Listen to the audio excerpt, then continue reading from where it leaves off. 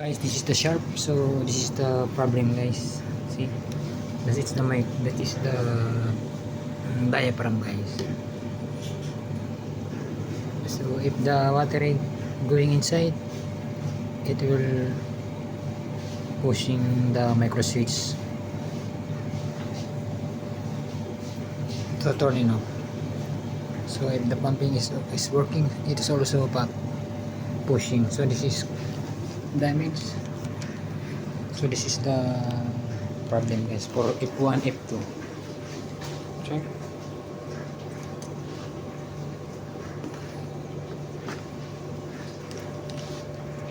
It must be normally open, normally closed.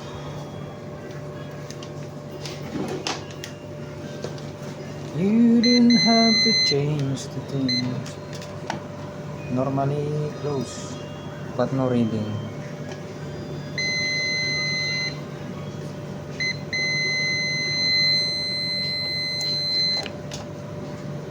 You don't have to change the thing.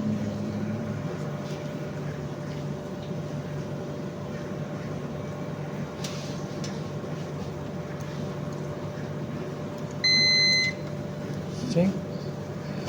It's already being closed, guys.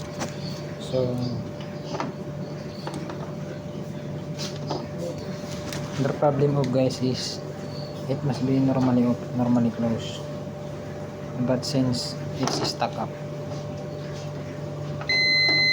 and normally open become closed, so the switch is done, guys.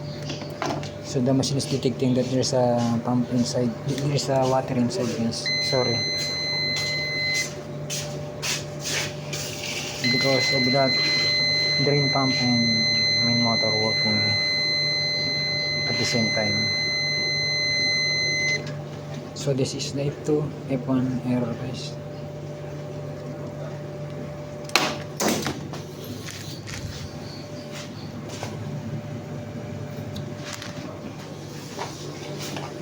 Again, these two terminal must be normally closed, but I press it and it's being back. But I think I need to replace that, guys.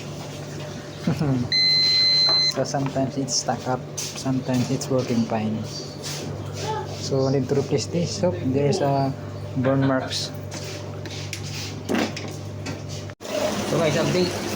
Sharp dishwasher is working now.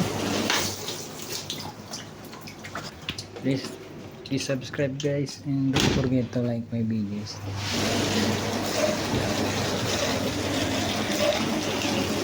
So if the error is being repaired, it's only the micro switch problem.